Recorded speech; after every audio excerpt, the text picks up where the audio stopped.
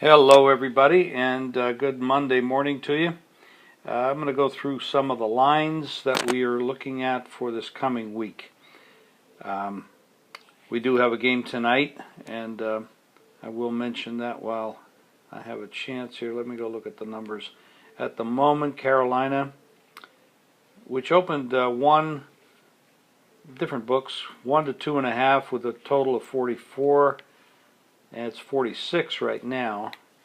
A little favoritism even at the 46 to the over, so there's a 47 out there as well. 46.5. And the number now is Carolina 3. So there's been a lot of respect for Carolina and their rushing defense, their overall defense, their running game. They've had a pretty good run now. I think 5 straight wins and covers. New England is... they're healthier now than they had been. They got Gronkowski back and Amendola. They might get Vereen back as well. This should be a hell of a game to watch. I'm very excited about it. I do have a strong opinion on it. But let's go down and look at the opening lines for this coming week in the pros. Pretty interesting stuff. Tampa Bay goes on the road after 2 straight wins. It's hard to say that about Tampa Bay that had 2 straight wins. They open up a 9.5-point dog at Detroit, who absolutely, they just crashed and burned at Pittsburgh last week. They had a big opening first half, and then they crashed and burned. So this game opens Detroit 9.5, 45.5, with a lean to the over. That was too low, obviously. The game is straight off the board, 48, 48.5. A lot of points are expected in this game because good weather conditions, because it's indoors on a hard carpet. Detroit is a high-scoring team. Tampa is been very aggressive. They have developed a decent little running game. And the new quarterback, Glennon, is doing a heck of a job. They got rid of Josh Freeman for Glennon. And he's doing a heck of a job right now. 2 straight wins, as I said. This is a hot team right now. And the game has gone down to 8.5 at one place, but you're still seeing some 10s and 9.5s other spots as well. So there's different opinions, obviously. There's some books that are taking position on this game. I will say this, if you're looking to bet it over, you probably should do it, because I don't think you're going to see better numbers than the 48. It is getting high, of course, but the 45.5 was a bargain early, obviously. Houston, Jacksonville, this is probably the most uninteresting game of the weekend, of course. Houston's a disaster. I'm pretty sure you're going to see some coaching changes at Houston. They've fallen apart. There's a lot of internal strife there, quarterback controversy. This is a team everybody expected to win this division pretty easily. They didn't expect Indianapolis to have a big season, but they are. And I can't remember the last time Houston won a game. Probably 9 weeks ago, something like that. Minnesota at Green Bay. Green Bay doesn't look like they're going to have Aaron Rodgers back. There was some speculation that he would be back. It was announced today that he will not be back. So you're going to there's no line on this game yet, but I'm probably looking at Green Bay. You know, they have a backup quarterback situation who has thrown 5 interceptions now in the last couple of weeks. So I'm probably looking at maybe a 4 on this game, but there's no numbers, so I'm just guessing. San Diego, Kansas City coming off that big game at Denver on Sunday night, which kind of showed that their offense is mediocre, their defense is real. And they're going to go up against another aggressive play-calling team in San Diego with a pretty good quarterback. This is going to be a bit of a war, I think. Kansas City's 4.5, open 4.5, 41.5. And it looks like it's climbing up to 5. Total's about the same. Kansas City's been tough. I mean, it's this defense can shut people down. They didn't do a good job on the wide receivers last week for Denver. They let them run kind of free, and that allows for Peyton Manning to get rid of the ball quicker. And if he gets rid of the ball quicker, it's harder to sack him. I thought their defensive game plan at that level was wrong. If they wanted to get to Manning, you have to bump the receivers early, make them take a little bit longer with the ball, allows your defensive front to get to him. That didn't happen. He was able to put up 27 points, which, by the way, is far less than Manning and company has been averaging this year, especially at home. So this should be, this is a division battle. San Diego's coming off the loss at Miami. Be an interesting game to watch. Carolina at Miami. Carolina's playing tonight, so we don't know what's going to happen there. The line is, at the moment, Carolina 3.5 41. It opened 3.5 40, so there's a little bit of an uptick on the total. Pittsburgh goes to Cleveland.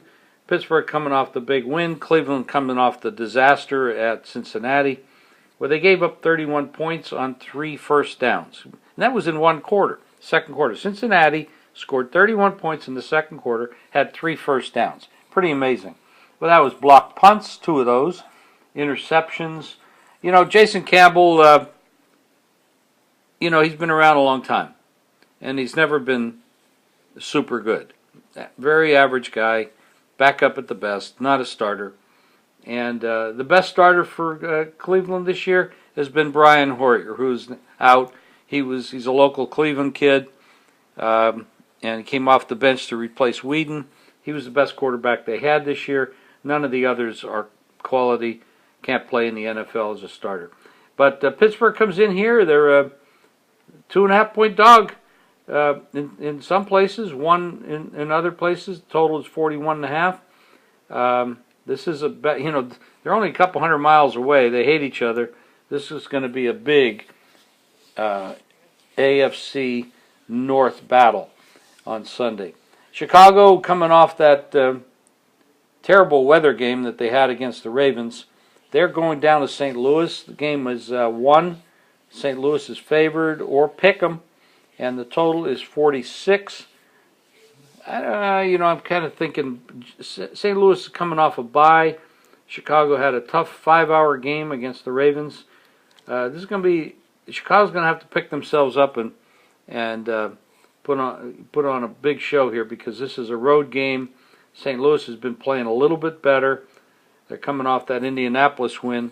They had the bye week. They're rested. The Jets go to Baltimore. I'm not picking on quarterbacks today, but Geno Smith is not an NFL quarterback. Not today, and maybe not ever. Maybe just as a backup he'll be fine. But as a starting quarterback, he makes terrible decisions. He's got twice as many turnovers or interceptions as he does touchdowns. They win in spite of him. This is going to be a hell of a battle. You got Rex Ryan going back to where he was the defensive coordinator for Baltimore years ago. Baltimore's coming off the loss. They're home. Opens 3, and I think the public in the betting market is actually agreeing with me here that Baltimore is the better team with the better quarterback, and they've made them 4. And the total is 40.5. This is going to be a war, because the strength of the Jets is their defense, and the Ravens' offense is not that good, but it is better than the Jets. Tennessee goes to Oakland. Tennessee lost that big battle against Indianapolis. I don't know what they have left in the tank. Oakland, another backup quarterback with McGloin, played pretty well at Houston. They were 11-point dog. They win that game straight up on the field.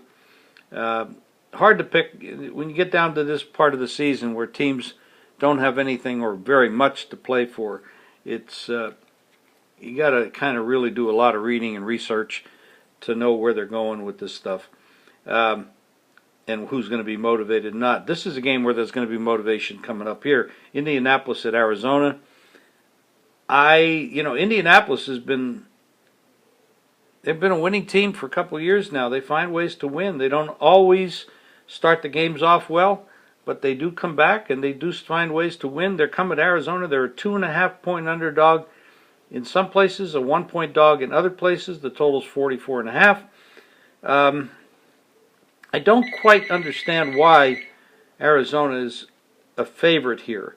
The Colts have a little bit more stability, but giving them home field, maybe 1, but I certainly don't think 2.5 is the right number. Dallas is going to the Giants. The Giants opened 3. It's down to 2.5. Kind of 1 here, another place 2.5, another place 3.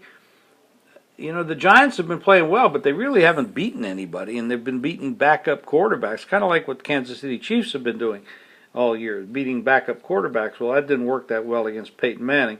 But now they're going to get a real quarterback coming in here with Dallas and Romo. And Romo can have his good days and bad days, but Dallas Cowboys with Romo is a stronger team than what the Giants have been used to seeing. So right now we're looking at 2.5, in some places 3. Should be an interesting game, the big division battle. And then Denver, of course, they're going to be playing on the road against New England, who's playing tonight. So we don't know how that's going to turn out yet. But Denver opens 3, and they're going to New England as a 3-point favorite. And then you see some buyback on that. You're starting to look at some 1s up to 2.5. So different shops have different numbers. The total's gone up from 54.5 to 55.5. So that's going to be real interesting. And then, of course, the Monday night situation with San Francisco at Washington. Washington has been a total disaster this year, and Colin Kaepernick has been a mystery. So San Francisco opens the favorite, but I think rightfully so. They're going to be 4-point favorite, probably sneak up to 5. I don't know if Washington finds themselves this year. They've been miscoached, mismanaged. RG3 has had a little too much to say about his rehabbing. He starts the season, obviously wasn't well enough to start the season, but he did. He probably should have been on the bench. I think this is a very mismanaged club. San Francisco, this is another East Coast trip for them. Kaepernick has been off his game, but he's got some wide receivers coming back. Things might get better for them. So that's your opening line report for this week, and make sure you check back on our website because we have a lot of interesting things going on. Thank you.